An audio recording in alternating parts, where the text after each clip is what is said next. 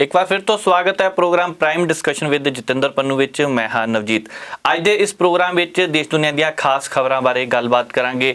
नवजोत सिंह सिद्धू अज रस्मी तौर पर प्रधान बन गए ने। कौन कौन पहुंचा तो किस तरह के हालात रहे, किहड़ियां गल्लां होईयां, कौन किन्ना क तत्ता नज़र आया, ये बारे भी आपां चर्चा करांगे। किसान दिल्ली दीयां सरहदां ते बैठे है, लंबे समय तो गलबात करन दी दुबारा कोशिश की जा रही है। सरकार वालों भी कहते हैं कोई शर्तां नहीं गईयां, कदी कहते शर्तां हैगियां, पर देखते हैं कि किसानां ने पार्लीमेंट लगाई सी, उहदे विचों की कुछ निकल के सामने आया। मॉनसून सैशन भी चलदा ते पार्लीमेंट उधर भी चलती है। ये सारियां खबरां ते चर्चा करन लई मेरे नाल ने सीनियर पत्रकार ते उगे विश्लेषक जतिंदर पन्नू जी। सब तो पहला स्वागत करते हैं पन्नू साहब, बहुत बहुत स्वागत जी। शुक्रिया। पन्नू साहब, नवजोत सिंह सिद्धू तो शुरू कर लें। रस्मी तौर पर अज प्रधान बना दिता गया। चंगी गल यह है कि मुख मंत्री कैप्टन अमरिंदर सिंह कल मन गए सी कि मैं भी जावांगा, पर उस तो एक वड्डी गल होर है कि सुनील जाखड़ बहुत तत्ते नज़र आए। सारियां सरगर्मियां नूं तुसीं किवें देखदे अज? नहीं, सुनील जाखड़ तत्ता नज़र घट है। उन्हें कुछ गल्लां हकीकतां जिहड़ियां उन्हें बयान कीतियां जी।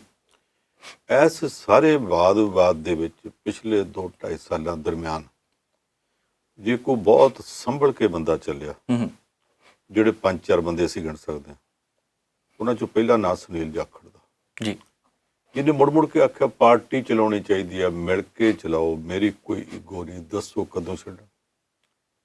ਅੱਜ ਵੀ ਉਹਨੇ ਆਖਿਆ, ਕਹਿੰਦਾ ਵਿਆਹ ਤੇ ਫੁੱਫੜ ਵੀ ਰੁੱਸ ਜਾਵੇ ਤੇ ਉਹਨੂੰ ਮਨਾਉਣ ਜਾਂਦੇ ਆ ਜੀ। ਕਾਂਗਰਸ ਭਵਨ ਦੀਆਂ ਚਾਬੀਆਂ ਮੇਰੇ ਕੋਲ ਸੀਗੀਆਂ, ਸੁਖਜਿੰਦਰ ਸਿੰਘ ਰੰਧਾਵਾ ਔਰ ਸਾਰਿਆਂ ਨੂੰ ਵਾਰੀ ਮਨਾਉਣ ਜਾਂਦੇ ਰਹੇ, ਮੈਨੂੰ ਕੋਈ ਮਨਾਉਣੇ ਨਹੀਂ ਆਇਆ, ਮੇਰੀ ਲੋੜ ਨਹੀਂ ਸੀ ਜੀ। ਮੇਰੇ ਕੋਲ ਚਾਬੀਆਂ, ਮੈਂ ਤਾਂ ਦੇ ਹੀ ਦੇਣੀਆਂ। ਉਹਨੇ ਜਿਹੜੀਆਂ ਦੋ ਕੁ ਚੋਭਾਂ ਲਾਈਆਂ, ਉਹਨਾਂ ਬੰਦਿਆਂ ਨੂੰ ਲਾਈਆਂ ਜਿਹੜੇ ਕਦੇ ਇੱਧਰ ਕਦੇ ਇੱਧਰ ਕਦੇ ਇੱਧਰ ਕਦੇ ਇੱਧਰ, ਔਰ ਖਾਸ ਤੌਰ ਤੇ ਇੱਕ ਮੰਤਰੀ ਇਹੋ ਜਿਹਾ ਜਿਹੜਾ ਪੰਜਾਬ ਦੇ ਵਿੱਚ ਸਭ ਤੋਂ ਵੱਧ ਬਦਨਾਮ ਗਿਣਿਆ ਜਾਂਦਾ, ਜਿਹੜਾ ਸੁਨੀਲ ਜਾਖੜ ਨੇ ਇਹ ਆਖਿਆ ਕਿ ਇੱਥੇ ਦੋ ਬੰਦੇ ਬੈਠੇ ਆ। ਦੋ ਨਹੀਂ ਆਖਿਆ, ਉਹਨੇ ਆਖਿਆ ਇੱਥੇ ਕੁਝ ਬੰਦੇ ਬੈਠੇ ਆ ਜੀ, ਜਿਹੜੇ ਅਰਵਿੰਦ ਕੇਜਰੀਵਾਲ ਕੋਲ ਵੀ ਪਹੁੰਚ ਕਰਦੇ ਰਹੇ ਤੇ ਅਮਿਤ ਸ਼ਾਹ ਕੋਲ ਵੀ, ਭਾਜਪਾ ਦੇ ਲੀਡਰ ਤੇ ਗ੍ਰਹਿ ਮੰਤਰੀ ਕੋਲ ਵੀ। ਸਾਰਿਆਂ ਨੂੰ ਪਤਾ ਲੱਗਾ ਦੋਵਾਂ ਕਿਹਨਾਂ ਦੀ ਗੱਲ ਹੁੰਦੀ ਹੈ। ਉਹਨਾਂ ਚੋਂ ਇੱਕ ਜਣਾ ਤਾਂ ਚੱਲਦੇ ਪ੍ਰੋਗਰਾਮ 'ਚ ਉੱਠ ਕੇ ਚਲਾ ਗਿਆ ਜੀ। ਦੂਸਰਾ ਇੱਦਾਂ ਦਾ ਬੇਸ਼ਰਮ ਹੈ ਕਿ ਉਹਨੇ ਅੱਜ ਤੱਕ ਕਦੇ ਇਹਨਾਂ ਗੱਲਾਂ ਦੀ ਪਰਵਾਹ ਹੀ ਨਹੀਂ ਕੀਤੀ। ਉਹਦੇ ਮੂੰਹ ਤੇ ਲੋਕੀ ਇਹੋ ਜਿਹੀਆਂ ਗੱਲਾਂ ਉਹਨੂੰ ਕਹਿ ਜਾਂਦੇ ਨੇ ਕਿ ਉਹ ਪਰਵਾਹ ਨਹੀਂ ਕਰਦਾ। ਉਹ ਚੁੱਪ ਕਰਕੇ ਬੈਠਾ ਰਿਹਾ। ਅਮਿਤ ਸ਼ਾਹ ਨੂੰ ਉਹ ਮਿਲਿਆ ਸੀ ਤੇ ਸਾਰਿਆਂ ਨੂੰ ਪਤਾ ਜਿਹੜੀਆਂ ਚੋਭਾਂ ਲਾਈਆਂ, ਇਹ ਵੀ ਠੀਕ ਕੀਤਾ ਕਿ ਤੁਸੀਂ ਆਪਣੀ ਪਾਰਟੀ ਦੇ ਖਿਲਾਫ ਸਾਜ਼ਿਸ਼ਾਂ ਕਰਨ ਉੱਥੋਂ ਤੱਕ ਵੀ ਪਹੁੰਚਦੇ ਜੀ। ਜਿਹੜਾ ਮੁੱਖ ਧਿਆਨ ਸੀਗਾ ਸਾਰਿਆਂ ਦਾ ਉਹ ਸੀ ਦੋ ਬੰਦਿਆਂ ਤੇ, ਇੱਕ ਤਾਂ ਕੈਪਟਨ ਅਮਰਿੰਦਰ ਸਿੰਘ ਤੇ ਇੱਕ ਉਹ ਕੀ ਕਹਿੰਦਾ। ਕੈਪਟਨ ਅਮਰਿੰਦਰ ਸਿੰਘ ਨੇ ਪ੍ਰੋਗਰਾਮ ਤੋਂ ਪਹਿਲਾਂ ਸਾਰਿਆਂ ਨੂੰ ਸੱਦ ਕੇ ਚਾਹ ਪਿਆਤੀ, ਚਲੋ ਠੀਕ ਹੈ। ਸਿੱਧੂ ਨੇ ਪਹਿਲਾਂ ਉਹਨੂੰ ਇਗਨੋਰ ਕੀਤਾ, ਫਿਰ ਦੂਜਿਆਂ ਕਹਿਣ ਤੇ ਲੱਗ ਜਾ ਕੇ ਬੈਠ ਗਿਆ, ਥੋੜੀ ਬਹੁਤ ਗੱਲ ਵੀ ਕਰ ਲਈ ਜੀ। ਦੂਜਾ ਕੈਪਟਨ ਨੇ ਆਪਣੀ ਤਕਰੀਰ 'ਚ ਆਖਿਆ ਕਿ ਜਦੋਂ ਸਿੱਧੂ ਦਾ ਜਨਮ ਹੋਇਆ ਮੈਂ ਤਾਂ ਉਦੋਂ ਪਾਕਿਸਤਾਨ ਦੇ ਬਾਰਡਰ ਤੇ, ਚੀਨ ਦੇ ਬਾਰਡਰ ਤੇ ਸਾਂ, ਹਾਲਾਤ ਉੱਥੇ ਖਤਰਨਾਕ ਸੀ, ਪਰ ਇਹਦੇ ਪਿਤਾ ਜੀ ਪਾਰਟੀ ਲੀਡਰ ਸਨ ਤੇ ਮੇਰੀ ਮਾਤਾ ਵੀ ਪਾਰਟੀ ਲੀਡਰ ਸੀ। ਕਹਿੰਦਾ ਵੀ ਦੋਵਾਂ ਪਰਿਵਾਰਾਂ ਦਾ ਉਦੋਂ ਤੋਂ ਸਹਿਯੋਗ ਹੈ। ਜਦੋਂ ਮੈਂ ਛੱਡ ਕੇ ਆਇਆ ਤੇ ਮੈਨੂੰ ਮੇਰੀ ਮਾਂ ਨੇ ਆਖਿਆ ਕਿ ਰਾਜਨੀਤੀ 'ਚ ਆ, ਤੇ ਉਹਨਾਂ ਦੇ ਕਹਿਣ ਤੇ ਮੈਂ ਸਿੱਧੂ ਦੇ ਪਿਤਾ ਕੋਲ ਜਾਂਦਾ ਰਿਹਾ ਤੇ ਮੈਨੂੰ ਤੇ ਰਾਜਨੀਤੀ 'ਚ ਸਿੱਧੂ ਦੇ ਪਿਤਾ ਨੇ ਲਿਆਂਦਾ ਸੀ ਜੀ। ਨਾਲ ਉਹਨੇ ਆਪਣੀ ਸਰਕਾਰ ਦੀਆਂ ਕੁਝ ਪ੍ਰਾਪਤੀਆਂ, ਕੁਝ ਹੋਰ ਗੱਲਾਂ ਦੱਸਣ ਦਾ ਯਤਨ ਵੀ ਕੀਤਾ। ਠੀਕ ਆ, ਬੰਦਾ ਕਰਦਾ ਹੀ ਹੁੰਦਾ। ਉਹਨੇ ਆਪਣੇ ਵੱਲੋਂ ਕੋਈ ਕੌੜੀ ਗੱਲ ਕਹਿਣ ਤੋਂ ਥੋੜਾ ਜਿਹਾ ਪਰਹੇਜ਼ ਰੱਖਿਆ। ਨਵਜੋਤ ਸਿੰਘ ਸਿੱਧੂ ਬੋਲਿਆ, ਉਹਨੇ ਨਾਂ ਨਹੀਂ ਕਿਸੇ ਦਾ ਲਿਆ, ਪਰ ਇਸ਼ਾਰਿਆਂ 'ਚ ਆਖਿਆ ਕਿ ਬਿਜਲੀ ਕੰਪਨੀਆਂ ਜਿਹੜੀਆਂ ਪੰਜਾਬ ਨੂੰ ਲੁੱਟੀ ਜਾਂਦੀਆਂ ਰਹੀਆਂ ਨਾ ਹੁਣ ਤੱਕ, ਉਹ ਨਹੀਂ ਲੁੱਟਣ ਦੇਣੀਆਂ ਜੀ। ਤੇ ਹੁਣ ਤੱਕ ਕਿਹਦਾ ਕਰਕੇ ਲੁੱਟੀ ਜਾਂਦੀਆਂ ਸੀ, ਰਾਜ ਕਿਹਦਾ ਸੀ, ਇਸ਼ਾਰਾ ਤੇ ਪਤਾ ਲੱਗ ਗਿਆ। ਬਾਕੀ ਮਾਮਲਿਆਂ 'ਚ ਵੀ ਆਖਿਆ ਬੇਅਦਬੀ ਦਾ ਇਨਸਾਫ ਨਹੀਂ ਹੋਇਆ, ਹੁਣ ਕਰਾਵਾਂਗੇ। ਬੇਅਦਬੀ ਦੀ ਗੱਲ ਕੈਪਟਨ ਅਮਰਿੰਦਰ ਸਿੰਘ ਨੇ ਵੀ ਕੀਤੀ ਕਿ ਇਹ ਅਕਾਲੀਆਂ ਨੂੰ ਲੈ ਕੇ ਬਹਿ ਜੂ, ਅਗਲੀਆਂ ਚੋਣਾਂ 'ਚ ਨਾ ਸੁਖਬੀਰ ਜਿੱਤੂ ਨਾ ਮਜੀਠੀਆ ਜਿੱਤੂ ਆਇਆ, ਉਹ ਬਹੁਤ ਕੁਝ ਕਹਿਤਾ ਜੀ। ਪਰ ਸਿੱਧੂ ਨੇ ਜਿੱਦਾਂ ਟਕੋਟ ਲਾਈ ਉਹ ਤਾਂ ਸਿੱਧੇ ਤੌਰ ਤੇ ਉਹਦੇ ਹੱਲ ਸੀ। ਸਿੱਧੂ ਨੇ ਵੀ ਆਖਿਆ ਮੈਂ ਤਾਂ ਦਫ਼ਤਰ 'ਚ ਆ ਕੇ ਇੱਥੇ ਬਿਸਤਰਾ ਵਿਛਾ ਕੇ ਬਹਿ ਜਾਣਾ, ਮੈਂ ਹੁਣ ਕਰੂੰਗਾ ਕੰਮ ਤੇ ਮੇਰੇ ਸਾਹਮਣੇ ਆ ਕੁਛ ਆ। ਇਹ ਵੀ ਸਾਰੇ ਮਹਿਸੂਸ ਕਰਦੇ ਆ ਕਿ 3-4 ਦਿਨਾਂ ਦੇ ਅੰਦਰ ਅੰਦਰ ਕਾਂਗਰਸ ਦੇ ਹਾਲਾਤ ਬਦਲੇ। ਇਹ ਪਾਰਟੀ ਜੇ ਨੇ ਸਰਵਾਈਵ ਕਰਨਾ, ਪੰਜਾਬ 'ਚ ਬਚਣਾ, ਦੂਜੇ ਸੂਬਿਆਂ ਵਾਂਗ ਰੁੜਨਾ ਨਹੀਂ ਜੀ, ਤੇ ਹੁਣ ਇਹਨਾਂ ਨੂੰ ਇਕੱਠੇ ਹੋ ਕੇ ਚੱਲਣਾ ਪਊ। ਕਿਤੇ ਨਹੀਂ। ਦੂਸਰੇ ਪਾਸੇ ਇਹ ਮਤ ਭੁੱਲਣ ਕਿ ਆਮ ਆਦਮੀ ਪਾਰਟੀ ਚੜੀ ਆਉਂਦੀ ਹੈ, ਤੇ ਇਹ ਵੀ ਨਾ ਭੁੱਲਣ ਕਿ ਕਾਂਗਰਸ ਦੇ ਅੰਦਰੋਂ ਇੱਕ ਧੜਾ ਜਿਹੜਾ ਇਸ ਵੇਲੇ ਬੜਾ ਆਪਣੇ ਆਪ ਨੂੰ ਫਸਿਆ ਮਹਿਸੂਸ ਕਰਦਾ। ਜੀ ਜੇ ਪਿਛਲੀ ਵਾਰੀ ਉਸ ਧੜੇ ਨੇ ਸੁਖਬੀਰ ਸਿੰਘ ਬਾਦਲ ਹੋਰਾਂ ਤੋਂ ਮਦਦ ਲਈ ਸੀ, ਤੇ ਇਸ ਵਾਰੀ ਉਹਨਾਂ ਦੀ ਮਦਦ ਵੀ ਕਰਨ ਜਾ ਸਕਦਾ।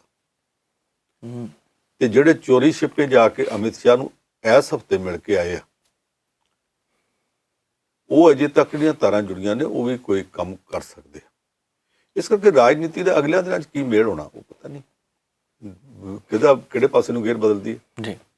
ਇਸ ਪਾਰਟੀ ਦੇ ਵਿੱਚ ਅੱਜ ਇੱਕ ਤਰ੍ਹਾਂ ਦੀ ਇੱਕ ਮੁੱਠਤਾ ਹੋ ਗਈ ਕਿ ਸਾਰੇ ਲੋਕ ਹੀ ਉੱਥੇ ਆ ਗਏ, ਕੋਈ ਐਮਐਲਏ ਇਹਨਾਂ ਦਾ ਰਿਹਾ ਨਹੀਂ, ਸਾਰਿਆਂ ਨੇ ਹਾਜ਼ਰੀ ਭਰੀ। ਮੇਰੇ ਦਿਮਾਗ 'ਚ ਨਹੀਂ ਆਉਂਦਾ ਕਿ ਕੋਈ ਇਹੋ ਜਿਹਾ ਹੋਵੇ ਜਿਹੜਾ ਉੱਥੇ ਨਹੀਂ ਗਿਆ। ਜੀ ਜਿਹੜੀ ਹਵਾ ਬਣੀ ਆ ਉਹਦੇ ਵਿੱਚ ਖਾਸ ਤੌਰ ਤੇ 3 ਬੰਦਿਆਂ ਦਾ ਜ਼ਿਕਰ ਮੁੜ ਆਉਂਦਾ ਕਿ ਇਹਨਾਂ ਦੀ ਭੂਮਿਕਾ ਬਹੁਤ ਵਧੀਆ ਰਹੀ। ਇੱਕ ਸੁਨੀਲ ਜਾਖੜ ਦਾ, ਇੱਕ ਸੁਖਜਿੰਦਰ ਸਿੰਘ ਰੰਧਾਵੇ ਦਾ, ਜੀ ਇੱਕ ਸੰਗਤ ਸਿੰਘ ਗਿੱਲ ਜੀ। ਮੈਂ ਤੇ ਅਜੇ ਤੱਕ ਉਹਨੂੰ ਮਿਲਿਆ ਵੀ ਨਹੀਂ, ਮੈਨੂੰ ਨਹੀਂ ਪਤਾ ਕਿੱਦਾਂ ਦਾ ਬੰਦਾ, ਪਰ ਸਾਰੇ ਕਹਿੰਦੇ ਆ ਕਿ ਉਹਦਾ ਪ੍ਰਭਾਵ ਉਹਨੇ ਬਹੁਤ ਸਾਊ ਢੰਗ ਨਾਲ ਦੋਵਾਂ ਧਿਰਾਂ ਨੂੰ ਇਕੱਠਿਆਂ ਕਰਨ ਵਾਸਤੇ ਯਤਨ ਕੀਤਾ। ਉਹਦਾ ਬਾਕੀ ਇਹਨਾਂ ਦੀ ਪਾਰਟੀ ਇਹਨਾਂ ਨੇ ਕਿੱਦਾਂ ਚਲਾਉਣੀ ਹੈ, ਲੋਕੀ ਇਸ ਗੱਲ ਨੂੰ ਨਹੀਂ ਵੇਖਣਗੇ ਕਿ ਨਵਜੋਤ ਸਿੰਘ ਸਿੱਧੂ ਅੱਗੇ ਆ ਕਿ ਕੈਪਟਨ ਅਮਰਿੰਦਰ ਸਿੰਘ। ਲੋਕੀ ਕੰਮ ਵੇਖਣਗੇ ਜੀ, ਅਮਲਾਂ ਦੇ ਹੋਣਗੇ ਨਵੇੜੇ, ਤੇ ਜਾਤ ਕਿਸੇ ਪੁੱਛਣੀ ਨਹੀਂ। ਇਹ ਹੁਣ ਕੰਮ ਕਰਕੇ ਵਿਖਾਉਣਾ ਪਊ। ਗੱਲ ਤਾਂ ਪੁੰਨ ਸਾਹਿਬ ਬਿਲਕੁਲ ਸਹੀ ਹੈ। ਆਪਾਂ ਕਿਸਾਨਾਂ ਦੀ ਗੱਲਬਾਤ ਵੀ ਕਰਨੀ ਹੈ। ਪਾਰਲੀਮੈਂਟ ਕਿਸਾਨਾਂ ਨੇ ਆਪਣੀ ਚਲਾਈ ਹੈ। ਕੱਲ ਇਸ ਕਰਕੇ ਨਹੀਂ ਕੀਤੀ ਕਿਉਂਕਿ ਆਪਾਂ ਪ੍ਰੋਗਰਾਮ ਕੀਤਾ ਸੀ ਤੇ ਸਾਡੇ ਕੋਲ ਪੂਰੀ ਅਪਡੇਟ ਨਹੀਂ ਸੀ। ਮੈਂ ਚਾਹੁੰਦਾ ਆਪਾਂ ਇੱਥੇ ਵੀ ਖੁੱਲ੍ਹ ਕੇ ਚਰਚਾ ਕਰੀਏ ਕਿਉਂਕਿ ਕਿਸਾਨਾਂ ਨੇ ਸਰਗਰਮੀਆਂ ਫਿਰ ਤੇਜ਼ ਕਰ ਦਿੱਤੀਆਂ। ਕਿਵੇਂ ਦੇਖਦੇ ਆ ਤੁਸੀਂ? ਕੱਲ ਜਦੋਂ ਸਾਡਾ ਪ੍ਰੋਗਰਾਮ ਹੁੰਦਾ ਪਿਆ ਸੀ ਉਦੋਂ ਇੱਕ ਵਿਵਾਦ ਛਿੜਿਆ ਪਿਆ ਸੀ ਜਿਹੜਾ ਅਜੇ ਪਤਾ ਨਹੀਂ ਸੀ ਕਿੱਧਰ ਜਾਣਾ। ਜੀ, ਉਹ ਸੀਗਾ ਕਿ ਜਿਹੜੀ ਮੀਨਾਕਸ਼ੀ ਲੇਖੀ ਉਹਨਾਂ ਦੀ ਬੀਜੇਪੀ ਦੀ ਲੀਡਰ ਤੇ ਅੱਜ ਕੱਲ੍ਹ ਵਿਦੇਸ਼ ਮਹਿਕਮੇ ਦੀ ਰਾਜ ਮੰਤਰੀ ਆ, ਉਹਨੇ ਕਿਸਾਨਾਂ ਮਾਰੇ ਵਾਲੇ ਇੱਕ ਬੜਾ ਭੱਦਾ ਲਫ਼ਜ਼ ਕਹਿਤਾ ਸੀ।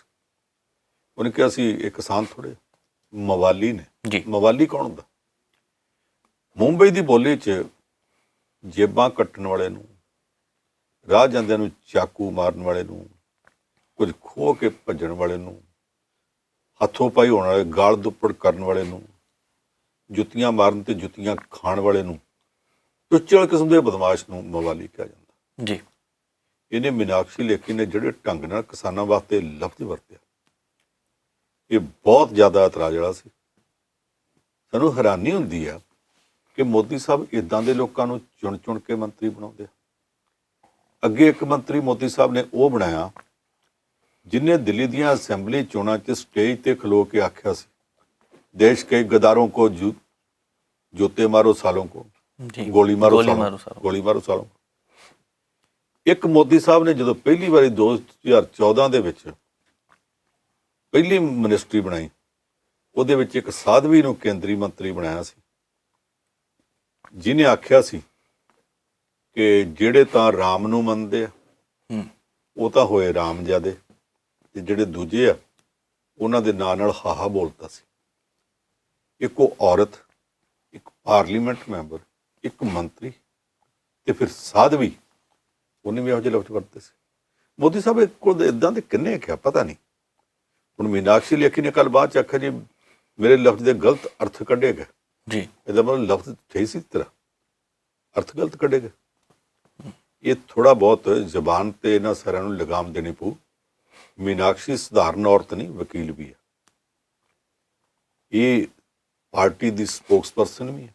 ਜੀ, ਤੇ ਜੇ ਸਪੋਕਸਪਰਸਨ ਸਾਰੇ ਸੰਬਤ ਪਾਤਰੇ ਵਾਲੀ ਟੀਮ ਹੀ ਬਣਦੇ ਜਾਂਦੇ, ਉਹਦੇ ਵਾਂਗ ਬੋਲਣਾ ਸ਼ੁਰੂ ਕਰੀ ਜਾਣਗੇ, ਤੇ ਗੱਲ ਪਹੁੰਚੂਗੀ ਕਿੱਥੇ? ਥੋੜਾ ਬਹੁਤ ਮੋਦੀ ਸਾਹਿਬ ਨੂੰ ਆਪਣੀ ਟੀਮ ਨੂੰ ਕਿਸੇ ਵਕਤ ਟਿਊਸ਼ਨ ਪੜ੍ਹਾਉਣੀ ਚਾਹੀਦੀ ਆ। ਉਹ ਕਿਸਾਨ ਕੋਈ ਲੁਟੇਰੇ ਨਹੀਂ ਗੇ, ਉਹ ਮਵਾਲੀ ਨਹੀਂ ਗੇ। ਔਰ ਉਹਨੇ ਕੱਲ ਆਖਿਆ ਵੀ ਜੇ ਤੁਹਾਨੂੰ ਅਸੀਂ ਮਵਾਲੀ ਲੱਗਦੇ, ਬਦਮਾਸ਼ ਲੱਗਦੇ ਆ, ਗੁੰਡੇ ਲੱਗਦੇ ਆ, ਤੇ ਫਿਰ ਸਾਡਾ ਪੈਦਾ ਕੀਤਾ ਅੰਨ ਕਿਉਂ ਖਾਂਦੇ ਆ ਤੁਸੀਂ? ਜੀ, ਕੰਟਰੋਲ ਕਰੋ ਆਪਣੀ ਜ਼ੁਬਾਨ ਦੇ ਉੱਤੇ। ਅੱਜ ਕਿਸਾਨਾਂ ਨੇ ਫਿਰ ਜਿਹੜੀ ਪਾਰਲੀਮੈਂਟ ਕੱਲ ਚਲਾਈ ਸੀ, ਅੱਜ ਫਿਰ ਚਲਾਈ ਹੈ, ਤੇ ਅੱਜ ਉਹਨਾਂ ਨਵਾਂ ਕੰਮ ਕੀਤਾ ਕਿ ਆਪਣੇ ਚੋਂ ਇੱਕ ਡੰਮੀ ਖੇਤੀ ਮੰਤਰੀ ਬਣਾ ਕੇ ਉਹਦੇ ਸਾਹਮਣੇ ਸਵਾਲ ਖੜੇ ਕੀਤੇ, ਤੈਨੂੰ ਆਖਿਆ ਜਵਾਬ ਦੇ। ਉਹ ਸਵਾਲਾਂ ਦੇ ਜਵਾਬ ਦੇਣ ਦੇ ਯਤਨ ਕਰਦਾ ਰਿਹਾ, ਔਰ ਉਹਦੀ ਆਪਣੀ ਜ਼ਬਾਨੀ ਹੈ ਕਿ ਮੈਂ ਜਦੋਂ ਖੇਤੀ ਮੰਤਰੀ ਤੇ ਨਾ ਮੈਨੂੰ ਬਣਾਤਾ, ਡੰਮੀ ਬਣਾ ਸੀ। ਜੀ, ਕਹਿੰਦਾ ਮੇਰੇ ਕਿਸਾਨਾਂ ਦੀ ਅੱਖ 'ਚ ਅੱਖ ਪਾ ਕੇ ਗੱਲ ਕਰਨਾ ਔਖਾ ਸੀ, ਮੈਂ ਸਮਝਦਾ ਮੈਂ ਇਹ ਰੋਲ ਲੈ ਕਿਉਂ ਲਿਆ। ਤੇ ਅੰਤ ਨੂੰ ਉਹਨੇ ਉਹਨਾਂ ਸਵਾਲਾਂ ਦੀ ਵਾਛੜ ਅੱਗੇ ਅਸਤੀਫਾ ਦਿੱਤਾ। ਇਸ ਕਿਸਾਨ ਪਾਰਲੀਮੈਂਟ ਦੀ ਬਹਿਸ ਦੀ ਗੱਲ ਜਿਹੜੀ ਸਰਕਾਰੀ ਪਾਰਲੀਮੈਂਟ ਹੈ ਉੱਥੋਂ ਤੱਕ ਵੀ ਪਹੁੰਚੇਗੀ। ਹੁਣ ਸਰ ਨਾਲ ਲੱਗਦੀ ਗੱਲ ਫਿਰ ਆਪਾਂ ਉਹ ਵੀ ਕਰ ਹੀ ਲੈਂਦੇ, ਕਿਉਂਕਿ ਮੌਨਸੂਨ ਦਾ ਸੈਸ਼ਨ ਚੱਲਦਾ ਪਿਆ, ਮੁੱਦੇ ਬਹੁਤ ਹੈ। ਕਈ ਮੁੱਦੇ ਅਜਿਹੇ ਆ ਜਿਹੜੇ ਕਾਗਜ਼ਾਂ ਤੇ ਲਿਖੇ ਆ ਤੇ ਸਪੀਕਰ ਦੇ ਸਾਹਮਣੇ ਹੀ ਹਵਾ 'ਚ ਉਡਾ ਦਿੱਤੇ ਜਾਂਦੇ ਆ। ਇਹ ਜਿਹੜਾ ਸੈਸ਼ਨ ਚੱਲਦਾ ਪਿਆ ਤੁਸੀਂ ਕਿਵੇਂ ਦੇਖਦੇ ਆ? ਸੈਸ਼ਨ ਅੱਜ ਫਿਰ ਨਹੀਂ ਚੱਲ ਸਕਿਆ, ਚੌਥਾ ਦਿਨ ਹੋਇਆ ਲਗਾਤਾਰ ਸੈਸ਼ਨ ਚਲਾਉਂਦੇ ਨੇ। 19 ਤਰੀਕ ਦਾ ਚੱਲਣਾ ਸ਼ੁਰੂ ਹੋਇਆ, ਅਜੇ ਨਹੀਂ ਚੱਲ ਰਿਹਾ। ਮੁੱਦੇ ਸਭ ਤੋਂ ਵੱਡੇ ਦੋ ਨੇ, ਪਹਿਲਾ ਕਿਸਾਨਾਂ ਦਾ, ਦੂਸਰਾ ਜਸੂਸੀ ਦਾ। ਜੀ, ਕਦੇ ਜਸੂਸੀ ਦਾ ਪਹਿਲੇ ਨੰਬਰ ਤੇ ਆ ਜਾਂਦਾ ਤੇ ਕਿਸਾਨਾਂ ਦਾ ਦੂਜੇ ਚੱਲ ਜਾਂਦਾ। ਵਾਰੀ-ਵਾਰੀ ਦੋਵੇਂ ਮੁੱਦੇ ਇਸ ਤਰ੍ਹਾਂ ਉੱਠ ਰਹੇ ਆ ਕਿ ਸਰਕਾਰ ਨੂੰ ਇਹਦਾ ਕੋਈ ਜਵਾਬ ਨਹੀਂ ਸੁਝਦਾ। ਸਾਰੀਆਂ ਵਿਰੋਧੀ ਪਾਰਟੀਆਂ ਕਹਿੰਦੀਆਂ ਕਿ ਪਾਰਲੀਮੈਂਟ ਦੀ ਕਾਰਵਾਈ ਕੀ ਚੱਲਣ ਦੇ, ਪਹਿਲਾਂ ਤੁਸੀਂ ਦੇਸ਼ ਨੂੰ ਤਾਂ ਚੱਲਣ ਦਿਓ। ਉਹ ਕਿਸਾਨ ਬੈਠੇ ਆ ਸੜਕਾਂ ਤੇ, ਦਿੱਲੀ ਦੇ ਬਾਰਡਰਾਂ ਤੇ। ਉਹ ਦਸੰਬਰ ਦੇ ਅਖੀਰਲੇ ਹਫਤੇ ਦੀ ਪੋਹ ਮਾਘ ਦੀ ਸਖਤ ਠੰਡ ਉਹ ਵੀ ਉਹਨਾਂ ਨੇ ਝੱਲੀ ਹੈ ਜੀ, ਤੇ ਉਹ ਆ ਸਖਤ ਗਰਮੀ ਵੀ ਝੱਲੀ ਹੈ। ਤੇ ਹੁਣ ਬਰਸਾਤਾਂ 'ਚ ਉਹਨਾਂ ਤੰਬੂਆਂ 'ਚ ਪਾਣੀ ਖਲੋ ਗਿਆ ਫੁੱਟ-ਫੁੱਟ ਤੇ, ਤਾਂ ਵੀ ਉੱਥੇ ਬੈਠੇ ਆ। ਤੇ ਸਰਕਾਰ ਨੂੰ ਕੋਈ ਸ਼ਰਮ ਨਹੀਂ ਆਉਂਦੀ ਕਿ ਤੁਸੀਂ ਇਹਨਾਂ ਬਾਰੇ ਕੀ ਕਰਦੇ ਪਏ? ਉਹਦੇ ਉੱਤੇ ਪਾਰਲੀਮੈਂਟ 'ਚ ਰੌਲਾ ਪਿਆ, ਮੁੜ-ਮੁੜ ਕੇ ਪਿਆ। ਕੰਮ ਰੋਕੂ ਮਤਾ ਕਾਂਗਰਸ ਪਾਰਟੀ ਨੇ ਵੀ ਪੇਸ਼ ਕੀਤਾ ਸੀ, ਅਕਾਲੀਆਂ ਨੇ ਵੀ, ਤੇ ਭਗਵੰਤ ਮਾਨ ਨੇ ਆਮ ਆਦਮੀ ਪਾਰਟੀ ਵੱਲੋਂ ਵੀ ਨਹੀਂ ਮੰਨਿਆ ਗਿਆ। ਭਗਵੰਤ ਮਾਨ ਨੇ ਦੋਹਰੀ ਵਾਰੀ ਵੀ ਪੇਸ਼ ਕਰ ਦਿੱਤਾ ਜੀ। ਬਾਹਰ ਵੀ ਉੱਥੇ ਧਰਨੇ ਦੇ ਉੱਤੇ ਕਿਸਾਨ ਜਿਹੜੇ ਨੇ ਵੱਖਰੇ ਤੌਰ ਦੇ ਉੱਤੇ ਬੈਠੇ ਨੇ, ਤੇ ਇਹ ਪਾਰਲੀਮੈਂਟ ਮੈਂਬਰ ਵਿਰੋਧੀ ਪਾਰਟੀਆਂ ਦੇ ਪਾਰਲੀਮੈਂਟ ਦੀ ਗੈਲਰੀ 'ਚ ਖਲੋ ਕੇ ਕਿਸਾਨਾਂ ਦਾ ਮੁੱਦਾ ਚੁੱਕ ਰਹੇ ਨੇ। ਦੂਸਰਾ ਮਸਲਾ ਪੈਗਾਸਸ ਦਾ। ਇਸਰਾਈਲ ਦੀ ਉਸ ਕੰਪਨੀ ਤੋਂ ਇਹਨਾਂ ਨੇ ਜਸੂਸੀ ਵਾਸਤੇ ਉਹ ਸਾਫਟਵੇਅਰ ਖਰੀਦ ਲਿਆ।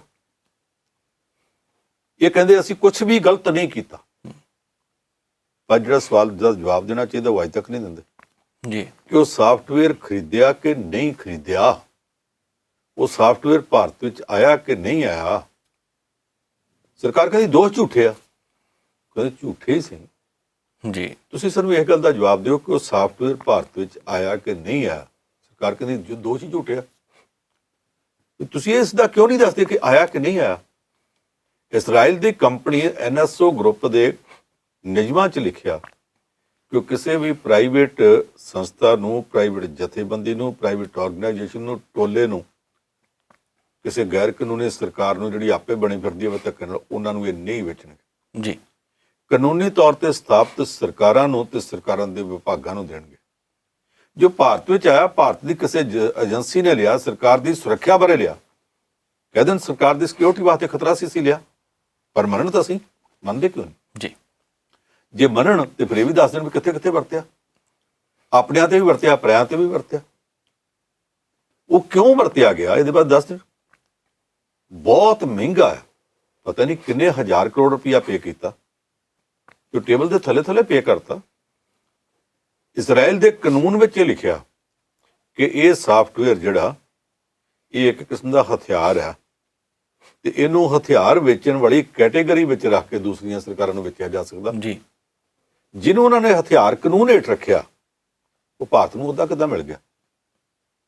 ਤੇ ਜੇ ਮਿਲ ਗਿਆ ਤੇ ਉੱਥੇ ਤੇ ਉਹਨਾਂ ਨੇ 5 ਬੰਦਿਆਂ ਦੀ ਇੱਕ ਕਮੇਟੀ ਬਣਾਤੀ, ਨਾਲ ਵੱਖ-ਵੱਖ ਮਹਿਕਮਿਆਂ ਦੇ ਅਧਿਕਾਰੀ ਲਾਤੇ, ਇੱਕ ਪੜਤਾਲ ਕਰੋ ਇਹ ਕਿਹੜੀ ਕਿਹੜੀ ਸਰਕਾਰ ਨੂੰ ਗਿਆ ਤੇ ਕਿਹੜੇ ਨਿਯਮਾਂ ਹੇਠ ਗਿਆ। ਜੀ, ਜਿੱਥੋਂ ਆਇਆ ਉਹ ਪੜਤਾਲ ਕਰਦੇ ਪਏ ਨੇ। ਅੱਗੇ ਰਾਫੇਲ ਜਹਾਜ਼ ਜਿੱਥੋਂ ਆਇਆ ਸੀ ਉੱਥੇ ਪੜਤਾਲ ਹੁੰਦੀ ਪਈ ਸੀ, ਇੱਥੋਂ ਵਾਲੇ ਕਹਿੰਦੇ ਸੀ ਕੋਈ ਗਲਤ ਨਹੀਂ ਹੋਇਆ। ਹੁਣ ਫਰਾਂਸ ਨੇ ਵੀ ਪੈਗਾਸਸ ਦੀ ਪੜਤਾਲ ਵਾਸਤੇ ਇੱਕ ਕਮੇਟੀ ਬਣਾਤੀ, ਭਾਰਤ ਸਰਕਾਰ ਕਹਿੰਦੀ ਹੋਇਆ ਕੱਖ ਨਹੀਂ। ਜਿਹੜੇ ਇੱਕ ਪੇਪਰ ਨੇ ਬਹੁਤ ਜ਼ਿਆਦਾ ਇਹ ਮੁੱਦਾ ਚੁੱਕਿਆ ਸੀ, ਉਹ ਤੇ ਇਨਕਮ ਟੈਕਸ ਦੇ ਛਾਪੇ ਪੈ ਗਏ ਜੀ। ਬਾਕੀ ਸਾਰਾ ਮਤਲਬ ਇਹ ਗੱਲ ਮੁੜ-ਮੁੜ ਕੇ ਕਹੀ ਜਾ ਰਹੀ, ਸਾਨੂੰ ਕਿਉਂ ਪੁੱਛਦੇ ਜੇ, ਸਾਨੂੰ ਕਿਉਂ ਪੁੱਛਦੇ ਜੇ, ਅਸੀਂ ਕੁਝ ਗਲਤ ਨਹੀਂ ਕੀਤਾ। ਇਹ ਗਲਤ ਨਹੀਂ ਕੀਤਾ, ਕੰਮ ਕਲੀਨ ਸਾਫ਼ ਹੋ ਕੇ ਆਓ, ਦੱਸੋ ਤੁਸੀਂ ਖਰੀਦਿਆ ਕਿ ਨਹੀਂ ਖਰੀਦਿਆ। ਜੇ ਖਰੀਦਿਆ ਤੇ ਕਿਹੜੀ ਏਜੰਸੀ ਨੇ ਖਰੀਦਿਆ, ਜੀ, ਉਸ ਏਜੰਸੀ ਨੇ ਜਿਹੜੀ ਪੇਮੈਂਟ ਕੀਤੀ, ਕਈ ਹਜ਼ਾਰ ਕਰੋੜ ਰੁਪਏ ਦੀ ਪੇਮੈਂਟ, ਉਹ ਹਜ਼ਾਰਾਂ ਕਰੋੜ ਰੁਪਏ ਦੀ ਪੇਮੈਂਟ ਹੈ ਕਿ ਲੱਖ ਕਰੋੜ ਤੋਂ ਟੱਪਦੀ, ਕਿਸੇ ਨੂੰ ਅਜੇ ਤੱਕ ਪਤਾ ਨਹੀਂ। ਉਹ ਦੱਸੋ ਕਿਹੜੇ ਖਾਤੇ 'ਚ ਕੀਤੀ ਗਈ। ਜੀ, ਜੇ ਤੁਹਾਡਾ ਸੁਰੱਖਿਆ ਦਾ ਮਾਮਲਾ ਤੁਸੀਂ ਦੱਸਣਾ ਨਹੀਂ ਚਾਹੁੰਦੇ, ਇਹਨਾਂ ਹੀ ਕਹਿ ਦਿਓ ਦੇਸ਼ ਦੀ ਸੁਰੱਖਿਆ ਨੂੰ ਖਤਰਾ ਨਹੀਂ ਰਿਹਾ, ਪਰ ਕੁਝ ਜ਼ਬਾਨ ਤਾਂ ਖੋਲੋ, ਚੁੱਪ ਤਾਂ ਤੋੜੋ। ਜੀ, ਸਰਕਾਰ ਚੁੱਪ ਨਹੀਂ ਤੋੜ ਰਹੀ, ਉਹਦਾ ਕਰਕੇ ਰੌਲਾ ਪੈ ਰਿਹਾ। ਅੱਗੇ ਵੀ ਇਹ ਸਰਕਾਰ ਬਹੁਤ ਸਾਰੇ ਮਾਮਲੇ, ਰਾਫੇਲ ਜਹਾਜ਼ ਦੇ ਸਵਾਲ ਦੇ ਉੱਤੇ ਵੀ ਉੱਥੋਂ ਦਾ ਮੀਡੀਆ ਕਹਿੰਦਾ ਦਲਾਲੀ ਲਈ ਗਈ, ਦਿੱਤੀ ਗਈ। ਉੱਥੋਂ ਦਾ ਮੀਡੀਆ ਕਹਿੰਦਾ ਕਿ ਜਹਾਜ਼ਾਂ ਦਾ ਸੌਦਾ ਬਾਅਦ 'ਚ ਹੋਇਆ ਤੇ ਜਹਾਜ਼ਾਂ ਦੀ ਰਿਪੇਅਰ ਵਾਸਤੇ ਸੌਦਾ ਜੀ, ਇਸ ਪ੍ਰਧਾਨ ਮੰਤਰੀ ਦੀ ਨੇੜਤਾ ਕਾਰਨ ਛੋਟੇ ਅੰਬਾਨੀ ਨਾਲ ਪਹਿਲਾਂ 30,000 ਕਰੋੜ ਦਾ ਕਰ ਦਿੱਤਾ ਗਿਆ। ਉੱਥੋਂ ਦੀ ਸਰਕਾਰ ਤੇ ਉੱਥੋਂ ਦੀਆਂ ਅਦਾਲਤਾਂ ਕਹਿੰਦੀ ਅਸੀਂ ਪੜਤਾਲ ਕਰਾਵਾਂਗੇ। ਭਾਰਤ ਦੀ ਸਰਕਾਰ ਕਹਿੰਦੀ ਪੜਤਾਲ ਕਰਾਉਣ ਦੀ ਲੋੜ ਹੀ ਨਹੀਂ। ਜਿਹੜੇ ਜੱਜ ਕੋਲ ਕੇਸ ਸੀ ਉਹ ਪਹਿਲਾਂ ਸਰਕਾਰ ਦੇ ਖਿਲਾਫ ਬੜਾ ਸੀ, ਫਿਰ ਸਰਕਾਰ ਦੇ ਪੱਖ 'ਚ ਬੋਲਣ ਲੱਗ ਪਿਆ, ਰਿਟਾਇਰ ਹੋਇਆ ਤੇ ਉਹਨੂੰ ਤਾਂ ਰਾਜ ਸਭਾ ਦਾ ਮੈਂਬਰ ਬਣਾ ਦਿੱਤਾ। ਜੋ ਕੀਤਾ ਕਰਾਇਆ ਉਹ ਤੇ ਸਰਕਾਰ ਨੇ ਕੀਤਾ। ਹੇਰਾਫੇਰੀ ਹੋਈ ਤੇ ਸਰਕਾਰ ਦੇ ਪੱਧਰ ਤੇ ਹੋਈ, ਭ੍ਰਿਸ਼ਟਾਚਾਰ ਹੋਇਆ ਸਰਕਾਰ ਦੇ ਪੱਧਰ ਤੇ ਹੋਇਆ, ਬਦਨਾਮੀ ਦੇਸ਼ ਦੀ ਨਿਆਂਪਾਲਿਕਾ ਦੀ ਵੀ ਲੱਗੀ ਹੱਥ ਨਾਲ ਕਰਵਾਤੀ ਹੈ। ਤੇ ਚੁੱਪ ਤੁਸੀਂ ਅਜੇ ਵੀ ਨਹੀਂ ਤੋੜ ਦੋਗੇ। ਆਖਰਕਾਰ ਕਿਤੇ ਤਾਂ ਜਾ ਕੇ ਚੁੱਪ ਤੋੜਨੀ ਪੈਣੀ ਆ। ਦੇਸ਼ ਦੇ ਲੋਕ ਕਿੰਨੀ ਦੇਰ ਤੱਕ ਬਰਦਾਸ਼ਤ ਕਰਨ? ਗੱਲ ਤਾਂ ਪੰਨੂ ਸਾਹਿਬ ਬਿਲਕੁਲ ਸਹੀ ਹੈ, ਲੋਕਾਂ ਦੇ ਸਾਹਮਣੇ ਸੱਚ ਆਉਣਾ ਚਾਹੀਦਾ ਹੈ। ਇਹ ਤਾਂ ਸਿਆਸਤ ਦੀਆਂ ਖਬਰਾਂ ਸੀ ਪੰਨੂ ਸਾਹਿਬ, ਆਪਾਂ ਸਿਆਸਤ ਤੋਂ ਹਟਵੀਂ ਖਬਰ ਕਰਦੇ ਹਾਂ। ਅੱਜ ਇੰਡੀਅਨ ਬ੍ਰੌਡਕਾਸਟਿੰਗ ਡੇ ਹੈ, ਤੁਹਾਡਾ ਤਜਰਬਾ ਕਾਫੀ ਲੰਬਾ ਰਿਹਾ ਹੈ। ਬਹੁਤ ਸਾਰੇ ਰੇਡੀਓ ਸਟੇਸ਼ਨ ਹੈ, ਰੇਲਵੇ ਕਹਿ ਗਿਆ ਮੈਂ, ਰੇਡੀਓ ਸਟੇਸ਼ਨ ਹੈ, ਟੀਵੀ ਚੈਨਲ ਹੈ, ਇਹਨਾਂ ਦਾ ਮੁੱਢ ਕਿਵੇਂ ਵੱਜਾ? ਦੇਖੋ, ਮਾਰਕੋਨੀ ਦਾ ਸਾਰਿਆਂ ਨੂੰ ਪਤਾ, ਬੜਾ ਵੱਡਾ ਸਾਇੰਟਿਸਟ ਜੀ।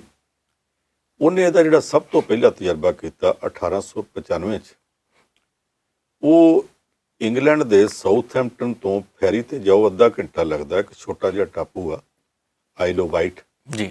ਔਸ਼ਬੋਰਨ ਹਾਊਸ ਵੀ ਉੱਥੇ ਹੀ ਹੈ ਜਿੱਥੇ ਮਹਾਰਾਜਾ ਦਲੀਪ ਸਿੰਘ ਨੂੰ ਰੱਖਿਆ ਸੀ ਤੇ ਜਿੱਥੇ ਕੋਹਿਨੂਰ ਹੀ ਰੱਖ ਦਿੱਤਾ ਗਿਆ ਸੀ। ਉਸ ਟਾਪੂ ਦੇ ਇੱਕ ਸਿਰੇ ਤੇ ਜਾ ਕੇ ਇੱਕ ਪਹਾੜੀ ਦੇ ਉੱਤੇ ਉਹ ਦੂਰਬੀਨ ਅਜੇ ਵੀ ਲੱਗੀ ਹੈ।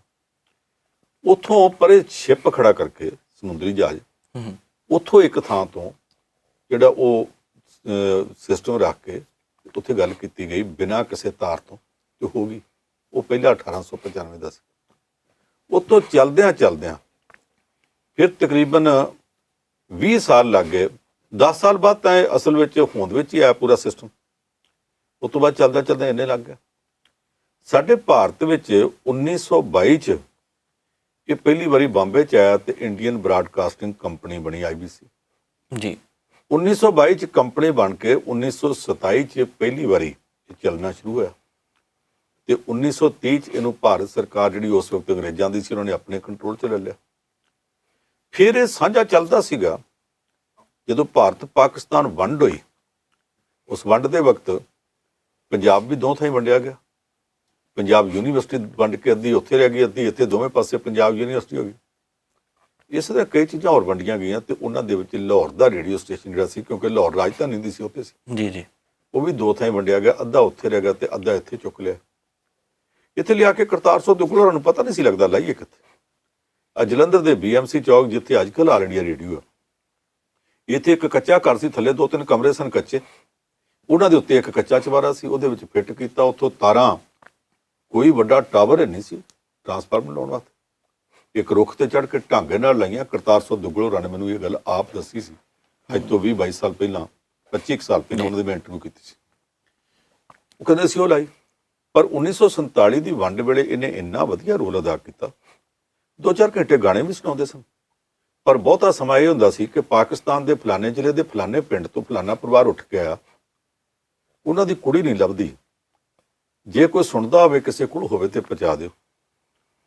ਫਲਾਣੇ ਥਾਂ ਫਲਾਣੇ ਪਿੰਡ ਤੋਂ ਆਇਆ ਇੱਕ ਪਰਿਵਾਰ ਬੈਠਾ ਜਿਹੜਾ ਪਾਕਿਸਤਾਨ ਚੋਂ ਆਇਆ ਤੇ ਫਲਾਣੇ ਕੈਂਪ ਵਿੱਚ ਆ, ਉਹਨਾਂ ਦੇ ਕੋਲ ਇੱਕ ਜਵਾਨ ਕੁੜੀ ਆ ਜਿਹੜੀ ਕਹਿੰਦੀ ਮੈਂ ਫਲਾਣੇ ਪਿੰਡ ਦੀ ਆ ਤੇ ਮੇਰੇ ਮਾਂ ਬਾਪ ਦਾ ਨਾਂ ਆ ਵਾ, ਜੇ ਉਹ ਸੁਣਦੇ ਹੋਣ ਤੇ ਆਪਣੀ ਧੀ ਨੂੰ ਲੈ ਜਾਣ ਜੀ।